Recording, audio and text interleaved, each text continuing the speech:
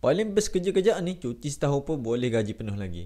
Topik ni tak popular pun, tapi ramai yang nak tahu iaitu apa kelebihan kalau kerja kerajaan ni. Jom kita mula. Pertama, dalam sektor awam, kalau korang nak sambung belajar, kerajaan benarkan ambil cuti belajar. Tapi yang menariknya, korang masih lagi dapat gaji penuh macam biasa. Tapi gaji pokok je lah, tanpa allowance tambahan. Bayangkan, korang boleh fokus sepenuhnya pada pengajian tanpa risau kehilangan pendapatan. Dan lepas tamat belajar, korang masih boleh sambung semula berkhidmat dalam bidang dengan kelayakan lebih tinggi. Kedua, pejabat awam ni ada kemudahan pinjaman perumahan khas melalui LPPSA, iaitu Lembaga Pembiayaan Perumahan Sektor Awam. Bestnya pasal LPPSA ni, kadar faedah yang ditawarkan adalah tetap. Maksudnya ia tak berubah-ubah ikut pasaran macam bank komersial. Bukan tu je, syarat kelayakan pun lebih mudah. Jadi ramai pejabat awam ni dapat beli rumah sendiri dengan lebih awal. Ketiga, kalau pejabat awam atau ahli keluarga dapat rawatan di hospital kerajaan, mereka layak dapat rawatan dengan kos yang sangat rendah atau kadang-kadang percuma. Dalam keadaan ekonomi sekarang, rawatan kesihatan boleh jadi sangat mahal kalau nak tanggung sendiri. Jadi, kelebihan ni memang sangat membantu, terutama bagi keluarga besar atau bila berlaku kecemasan. Keempat, ramai yang berebut nak masuk kerajaan ni sebab tangga gaji pejabat awam ni sangat jelas dan teratur. Gaji pejabat awam ni akan naik ikut tahun perkhidmatan dan grade jawatan, bukannya semata-mata sebab bos suka atau tak suka. Selain itu, setiap tahun kerajaan biasanya akan umumkan bonus atau bantuan khas kewangan. Walaupun bonus tak setinggi macam sektor swasta, tapi sekurang-kurangnya tetap ada dan boleh dijangka.